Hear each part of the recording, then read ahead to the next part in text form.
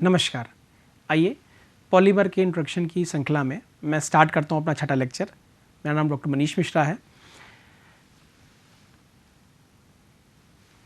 Polymer की कुछ property पहले डिस्कस करते हैं, उसके बाद फिर हम इस लेक्चर में हम आपको बताएंगे blended polymers and polymeric composites. सबसे पहले polymers are never completely crystalline.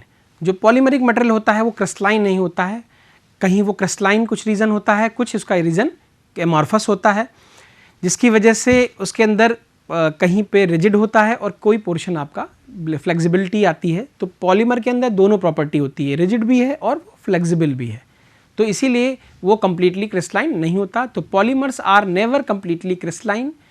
Polymeric region some regions are very rigid and some regions are very soft। तो कहने का मतलब ये है crystalline regions and amorphous region both are present in polymer. Polymer is crystalline if all molecules are arranged. अगर हम बात करें इन अ ऑर्डर, अगर सारे मॉलिक्यूल्स एक ऑर्डर में उसके अंदर प्रेजेंट है तो हमारा जो पॉलीमर होगा वो क्रिस्टलाइन होगा। ठीक है, एक पर्टिकुलर उसके अंदर ज्योमेट्री होगी, एक सिमेट्री है, ज्योमेट्री है, उसके अंदर बेसिकली ओरिएंटेशन है, एक एटम दूसरे एटम से एक निश्चित दूरी पे लगा हुआ है, तो उसके अंदर क्रिस्टलिटी है। और बेसिकली ये डिपेंड किस पे करता है, ये डिपेंड करता है उसके डिग्री ऑफ पॉलीमराइजेशन पे।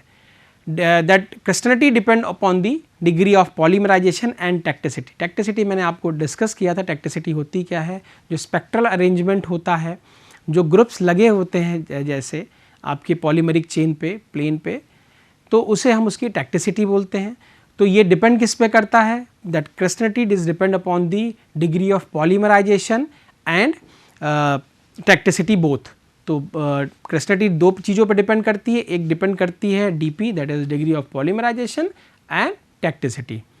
मैंने अभी जस्ट डिस्कस किया आपसे कि पॉलीमर होते क्या हैं। पॉलीमर के अंदर क्रिस्टलिटी और एमॉर्फस दोनों, मतलब क्रिस्टलाइन और एमॉर्फस दोनों टाइप की प्रॉपर्टी होती हैं। दोनों पर्टिकुलर रीजन की बात कर रहा हूँ, दोनों प्रॉपर्टी रहती हैं। रिजिड भी होता है और वो सॉफ्ट भी होता है, डिपेंड करता है डिग्री ऑफ पॉलीमराइजेशन और टेक्टिसिटी पे। Crystalline polymer possess high density. जितने भी क्रिस्टलाइन पॉलीमर्स हैं वो क्या रखते हैं, हाई डेंसिटी रखते हैं, शार्प मेल्टिंग पॉइंट्स रखते हैं। जितने भी क्रिस्टलाइन पॉलीमर्स हैं उनकी डेंसिटी ज़्यादा होती है और वो रखते हैं बिल्कुल शार्प मेल्टिंग पॉइंट। एक पर्टिकुलर टेम्परेचर पे वो मेल्ट हो जाते हैं, बहुत शार्प मेल्टिंग पॉइंट होता है उनका। और बेसिकली ब्रिटल और हार्ड भी होते हैं, strongly brittle and hard material होते हैं। तो मैंने बताया जितने भी क्रिस्टलाइन पॉलीमर हैं they possess high density, sharp melting point, strongly brittle and hard material. अगर हम एमॉर्फस पॉलीमर की बात करें तो ये चीज़ें नहीं होती। क्रिस्टलाइन एमॉर्फस में बेसिकली डिफरेंस यही होता है कि जो प्रॉपर्टी मैंने अभी आपसे बताई ये एमॉर्फस में नहीं होती। एमॉर्फस मटेरियल में कोई शार्प मेल्टिंग पॉइंट नहीं होता है। इनमें क्या होता है, बेसिकली एक टेम्परेचर पे ये सॉफ्ट हो जाते हैं, but softening point is there. अगर हम उसको हीट करेंगे पॉलीमर को तो कुछ समय बाद वो क्या हो जाएगा, सॉफ्ट हो जाएगा। तो एक टेम्परेचर पे वो सॉफ्ट होते हैं। तो वहाँ पे क्रिस्टलाइन मटेरियल में अगर बात करें पॉलीमर में तो वो शार्प मेल्टिंग पॉइंट होते हैं, लेकिन एमॉर्फस जो पॉलीमर हैं do not pausing sharp melting point, but at the time they have softening points. बात करते हैं पॉलीमरिक ब्लेंड्स की। नाम बता रहा है ब्लेंडिंग, कोई चीज़ मिक्स करने जा रहे हैं। ठीक है, तो पॉलीमर मिक्सिंग कैसे करेंगे और होता क्या है। देखिए जो मैंने कपड़े पहन रखे हैं ये भी ब्लेंडेड ही हैं। अब देखिए कॉटन भी होगा इसके अंदर, टेरेलिन भी है इसके अंदर, पॉलीएमाइड्स, पॉलीएस्टर इसके अंदर हैं। ठीक है, तो ब्लेंडेड हमने वूल पहने हुए हैं, जितने भी ब्लेंडेड क्लॉथ्स हम सब पहनते हैं। तो जो ये ब्लेंडिंग है ये होती क्या है ये समझाने जा रहा हूँ आपको। तो blended polymers are a mixture of two और मोर पॉलीमर, जिससे कि क्या हो उसके अंदर एक अच्छी प्रॉपर्टी आ जाए, हैविंग बेटर प्रॉपर्टीज। तो क्या होते हैं blends, blended polymers are a mixture of two और more polymer having better properties, जिससे कि क्या हो जाए वो अच्छे स्ट्रेंथ उसके अंदर आ जाए, उसकी प्रॉपर्टीज क्या हो जाए, बढ़ जाए। तो ऐसे दो हम पॉलीमर्स को मिक्स करते हैं। प्रिपरेशन समझिएगा। For a making a blend of a polymer it is important that जो कंपोनेंट हैं वो कैसे हो, एक दूसरे के साथ कंपेटेबल हों। कंपिटेंट हो, कोई दिक्कत ना हो, फ्रेंडली हो, ठीक है, विद ईच अदर, यानी दोनों एक जैसे सिमिलर स्ट्रक्चर हो जो आके आसानी से मिल सकें. For making a blend of polymer it is important that a component are compatible with each other, that is both the polymers should have friendly structure और similar structure, वही blend हो सकते हैं. अब एग्जाम्पल के तौर पे ले लेते हैं हम 2 hydrocarbon polymer can be blended. 2 hydrocarbon हम पॉलीमर्स को आसानी से हम क्या कर सकते हैं, हाइड्रोकार्बन पॉलीमर को आसानी से हम ब्लेंड कर सकते हैं. जैसे कि एग्जांपल में आपका वूल ले लिया हमने, Terylene can also be blended. Polyester and cotton can be blended. Polyester और कॉटन को भी हम ब्लेंड करके अच्छे कपड़े बना रहे हैं. ठीक, अब समझ में आ गया ब्लेंडिंग क्या होता है. 2 या 2 से अधिक हम पॉलीमर्स को हम क्या करने जा रहे हैं, मिक्स करने जा रहे हैं. Blended polymers are a mixture of 2 और more polymer having better properties. अब है क्या फर्दर इसमें, the blended polymer get better strength, more toughness, high glass transition temperature. TG and TM होता है, अभी मैं डिस्कस करूंगा ये दोनों properties. The blended polymer get better strength, higher glass transition temperature and better moulding properties etcetera.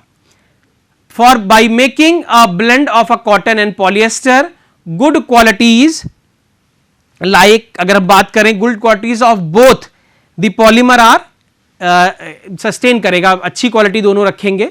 अगर हम क्या करते हैं, ब्लेंड करते हैं कॉटन और पॉलिएस्टर को, तो good qualities of both the polymer are retained, अच्छी क्वालिटी उनके साथ रिटेन हो जाएगी. अगर हम फर्दर देखें, for making a blend of a cotton and polyester, good qualities of both the polymer are retain.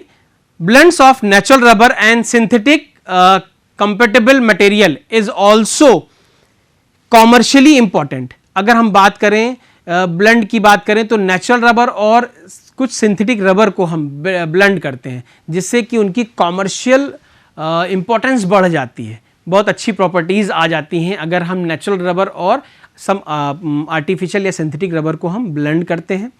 इसके बाद है नेचुरल रबर इज वीक, क्योंकि पता है आपको नेचुरल रबर वीक होता है, टैकी होता है, ठीक है, हाई इलास्टिसिटी होती है, वाटर एब्जॉर्बेंट होता है. इसी वजह से उसमें जब ब्लेंडिंग कर देते हैं, जैसे कि but it's blend with butadiene, rubber जो है रिड्यूस द बैड प्रॉपर्टीज. अगर हमने जो नेचुरल रबर है उसको ब्यूटाडाइन के साथ में ब्लेंड कर दिया, तो जो उसकी बैड प्रॉपर्टीज हैं, अभी मैंने जस्ट डिस्कस किया आपसे, जो कि क्या थी, वीक थी रबर, नेचुरल रबर, टैकी थी, हाई इलास्टिसिटी थी और वाटर एब्जॉर्बेंट था, वो क्या होती है, कम हो जाता है या खत्म हो जाता है. तो ब्लेंडिंग के बहुत सारे फायदे हैं, बहुत जगह इस्तेमाल कर रहे हैं पॉलीमरिक ब्लेंड्स को नाउअडेज. अब डिस्कस करते हैं पॉलीमरिक कंपोजिट्स. क्या होते हैं पॉलीमरिक कंपोजिट्स? अगर हम पॉलीमरिक कंपोजिट्स की बात करें तो लाइक ब्लेंड्स में हम क्या करते थे, 2 या 2 से अधिक पॉलीमर को हमने क्या किया, मिक्स कर दिया. लेकिन यहाँ पे थोड़ा सा डिफरेंस है ब्लेंडिंग में और कंपोजिट में. जो पॉलीमरिक कंपोजिट्स होते हैं, composites are the polymer and restoring material as a 2 phase mixture with the interface between separating them, जो कि एक इंटरफेस उसको क्या कर रही है, सेपरेट कर रही हो. तो जैसे कि 2 हमने ले लिया सपोज पॉलीमर ले लिया, हमने मेटल ले लिया, हमने सेरेमिक ले लिया, सपोज 3 मेटल हमने ले लिया, हमने इनको क्या किया, सीक्वेंसिंग की. तो जब सीक्वेंसिंग की तो एक पर्टिकुलर लेयर क्या कर रही है, उन दोनों लेयर्स को सेपरेट कर रही है. एक स्पष्ट एक इंटरफेस होगी जो 2 अलग अलग मटेरियल्स को सेपरेट करेगी. तो कंपोजिट ऐसे मटेरियल होते हैं जो कि जैसे मैंने ब्लेंड में तो मिक्स कर दिया था, लेकिन ये एक जैसे नहीं होंगे, इसमें अलग अलग लेयर्स, अलग अलग फेजेस दिखेंगी. Composites are polymers and reinforcing materials as a 2 phases mixture with interface between them is known as composite polymer. एक इंटरफेस होगी जो उन दोनों को सेपरेट कर रही होगी, दैट इज कॉल्ड कंपोजिट्स. और आज हम कंपोजिट्स का वाइडली यूज भी कर रहे हैं. Polymer composites have properties of both the material in the combination. जिन कॉम्बिनेशन से वो बना हुआ है वो उन दोनों की प्रॉपर्टी को रखता है, और उसकी जो प्रॉपर्टी है उनसे कहीं सुपीरियर हो चुकी है. बिकॉज पॉलीमर की बात करें तो they are light in weight, और मेटल की बात करें तो भैया इनके अंदर स्ट्रेंथ होती है, टेंसाइल स्ट्रेंथ बहुत अच्छी होती है। तो हमने अब पॉलीमर और मेटल को ब्लेंड किया तो अब इनकी स्ट्रेंथ भी बढ़ जाएगी और साथ में इनके अंदर पॉलीमरिक कैरेक्टर भी आ जाएगा। The polymer phase is called matrix, जो पॉलीमर की फेज होगी वो मैट्रिक्स कहलाएगी, और जो हमने उसके अंदर एडिटिव्स डाले, जैसे मैंने मेटल सेरेमिक्स की बात की, तो जो मेटल और सेरेमिक्स एडिटिव्स हैं is known as dispersed phase. जो पॉलीमर की फेज है that is called matrix, and that additives we are added in that polymer that is known as dispersed phase, either it is metal और ceramic या some other material जो भी हम use कर रहे हैं कंपोजिट बनाने में। The boundaries between the matrix and dispersed phase is called interface. Is it? मैंने अभी जस्ट कहा आपसे कि एक इंटरफेस उन दोनों को क्या करेगी, सेपरेट करेगी, तो उसको हम क्या बोलेंगे, डिस्पर्स फेज, जो एडिटिव्स हमने डाला, और जो पॉलीमर था उसको हमने मैट्रिक्स फेज का नाम दिया। होप आपको क्लियर हुआ होगा। क्लासिफिकेशन की बात करें तो उसको फर्दर क्लासीफाई करेंगे तो कंपोजिट जो होते हैं पार्टिकल रिइंफोर्स्ड, फाइबर रिइंफोर्स्ड और स्ट्रक्चरल। पार्टिकल जिस पार्टिकल से मिलके बने होंगे, फाइबर से मिलके बने होंगे और उनका स्ट्रक्चर, तीन नाम अलग अलग बता रहे हैं। पार्टिकल से बने होंगे, फाइबर से बने होंगे और स्ट्रक्चर के बेसिस पे हम उसको क्लासिफाई कर रहे हैं। तो पार्टिकल के बेसिस पे लार्ज पार्टिकल हो सकते हैं और डिस्पर्स्ड पार्टिकल हो सकते हैं। ठीक, लार्ज पार्टिकल या डिस्पर्सन पार्टिकल फेज हो जाएगी आपकी।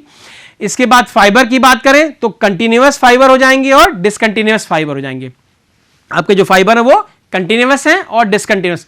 अब ठीक है, अब हम बात करें स्ट्रक्चर की, तो स्ट्रक्चर में आपके लैमिनेट्स हो जाएंगे और सैंडविच, बेसिकली सैंडविच नहीं, सैंडविच पार्टिकल जब दो फेजेस को मिलाते हैं। सैंडविच आपने देखा ना, दो ब्रेड के पीस के बीच में बहुत सारे इंग्रेडिएंट को भर देते हैं, तो ऐसे ही हमने कंपोजिट बना रखा है। तो स्ट्रक्चर के बेसिस पे अगर सैंडविच जैसा बना हुआ है तो सैंडविच पैनल्स बोलेंगे उनको या लैमिनेट्स बोलेंगे। तो यहां पे क्लासिफिकेशन की बात करें तो पार्टिकल रिइंफोर्स्ड, फाइबर रिइंफोर्स्ड और स्ट्रक्चरल रिइंफोर्स्ड, तो तीन टाइप के आपके कंपोजिट बन गए।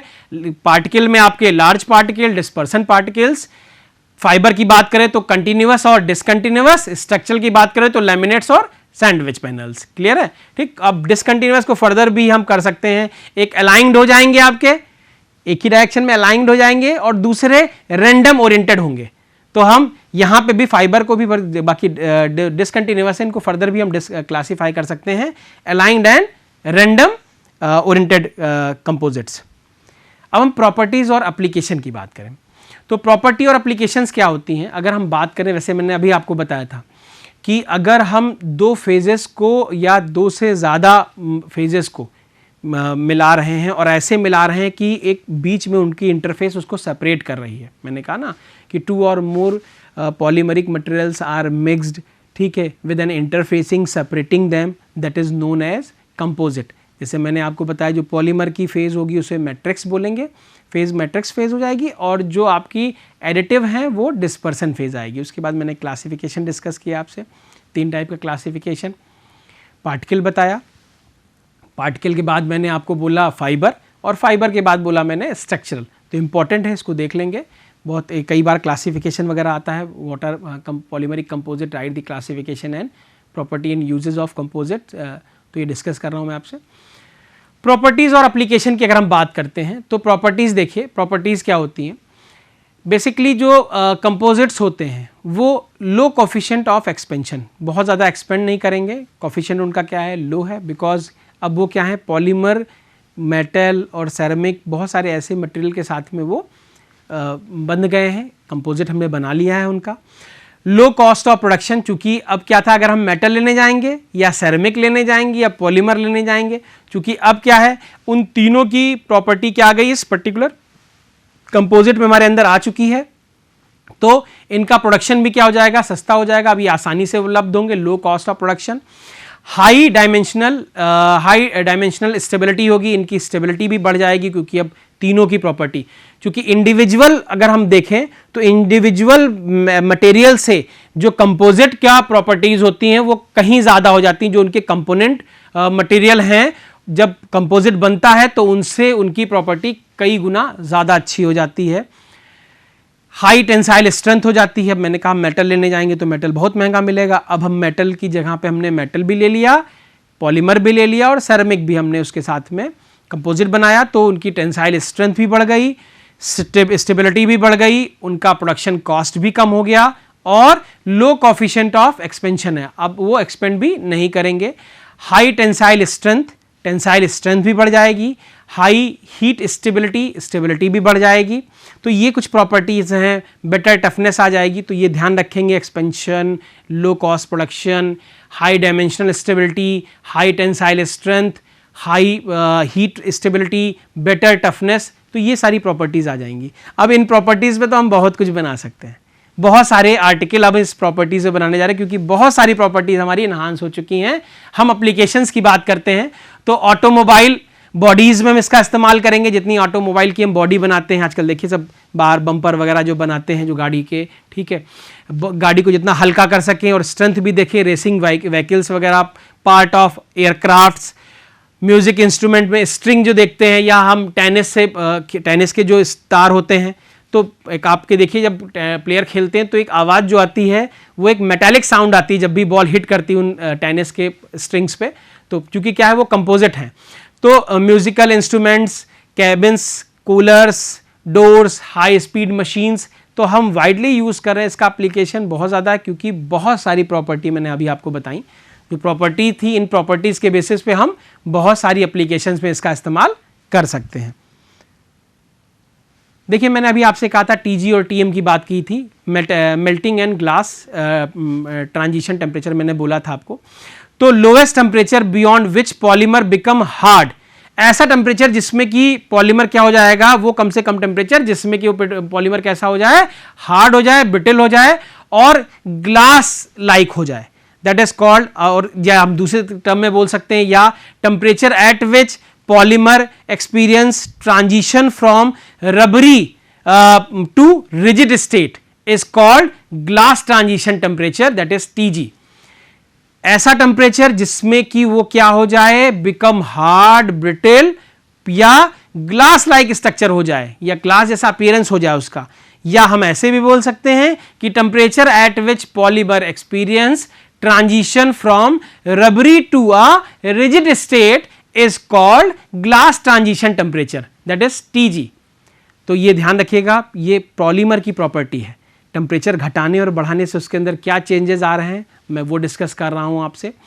इन this state solid tends to shatter if it is hit since the molecule chain can not move easily, जिससे कि मॉलिक्यूल की चेन क्या हो, आसानी से मूव नहीं कर सके। इन दिस सॉलिड स्टेट की हम बात करें, tend to shatter if it is hit since the molecular chain जो है, जो मॉलिक्यूल की चेन है, कैन नॉट मूव इजीली, जो आप आसानी से मूव ना कर सके, ऐसा टेम्परेचर, ठीक है। अब चेंज हो चुका है, या तो वो रिजिड हो चुका है, या तो वो एक्सपीरियंस कर रहा है ग्लास ट्रांजिशन टेम्परेचर, या तो रबरी था अब वो रिजिड हो चुका है, ठीक है, अब आसानी से मूव नहीं हो सकता। अब देखिए फर्दर, ये तो टीजी की बात रही है, हम टीएम की बात कर रहे हैं। Temperature above which polymer turns out to be flexible, elastic, या देखिए या तो फ्लेक्सिबल होगा, इलास्टिक होगा, या रबरी हो जाएगा।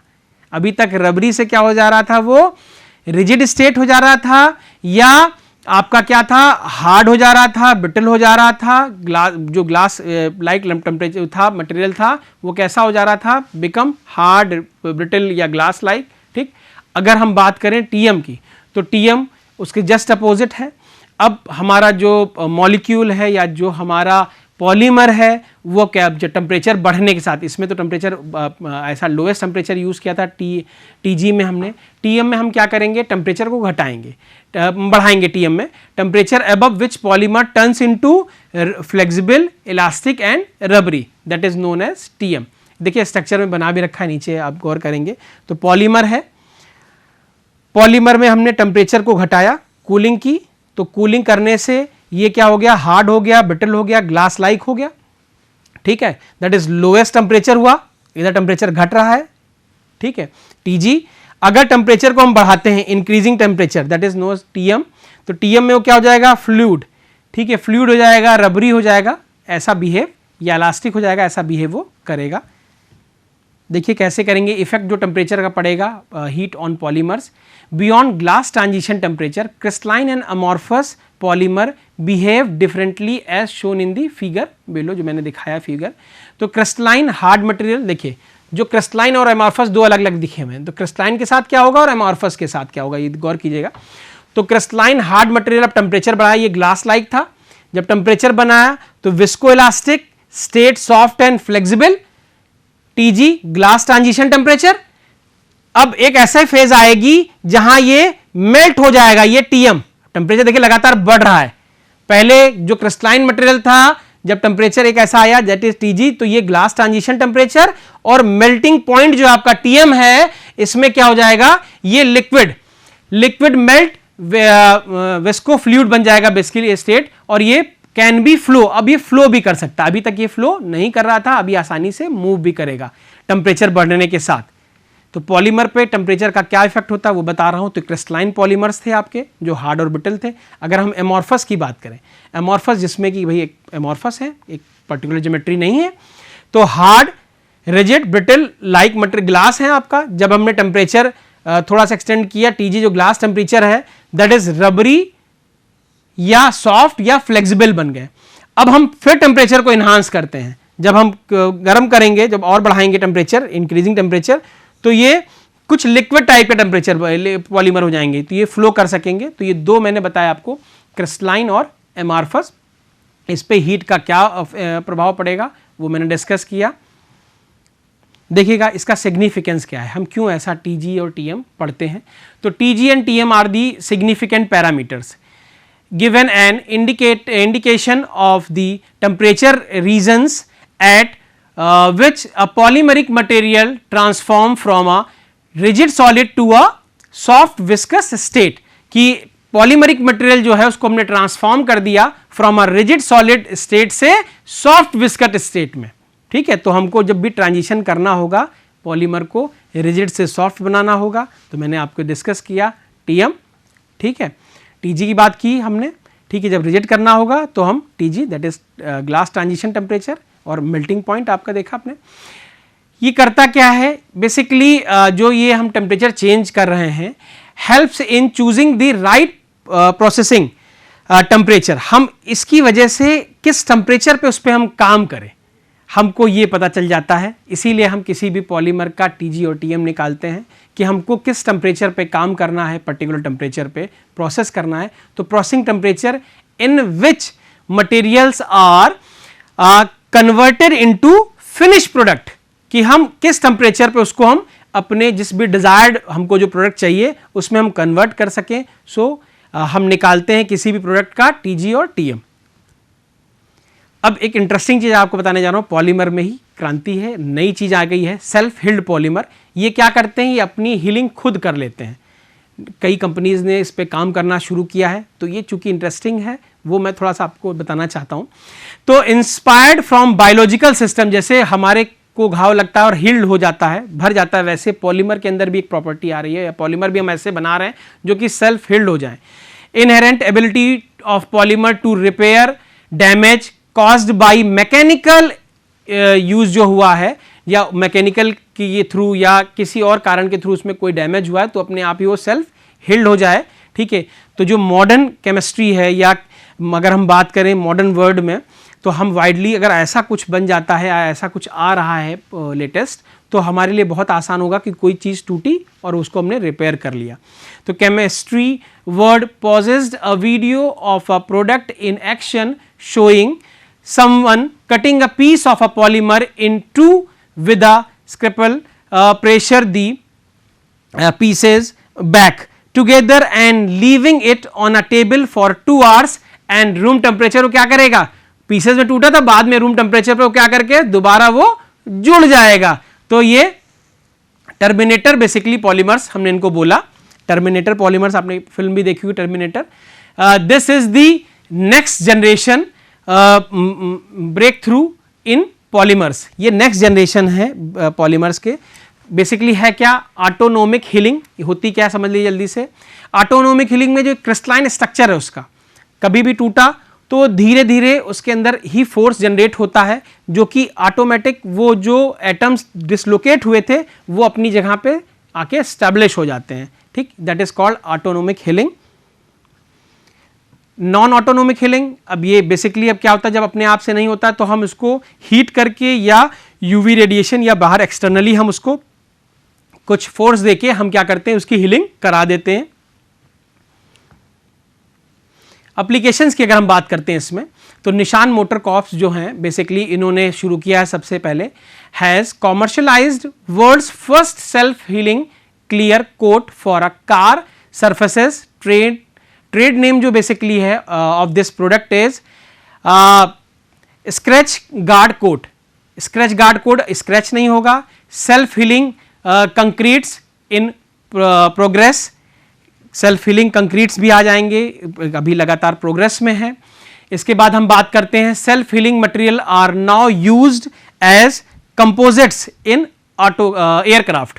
हम एयरक्राफ्ट में भी इनका खूब इस्तेमाल कर रहे हैं। तो ये अगर आ जाता है और इस पे हम काम कर रहे हैं सेल्फ हील पॉलीमर पे, अगर ये बन के आ जाते हैं और काफ़ी, क्योंकि अभी इनिशियली बिगनिंग फेज में है, अगर हम इसमें काफ़ी सक्सेस पा जाते हैं तो हमारा ऐसा कोई मटेरियल नहीं होगा जो टूटा मेरे यहाँ से और टूटने के बाद वो फिर रिपेयर हो गया। बहुत अच्छा रहा, थैंक यू।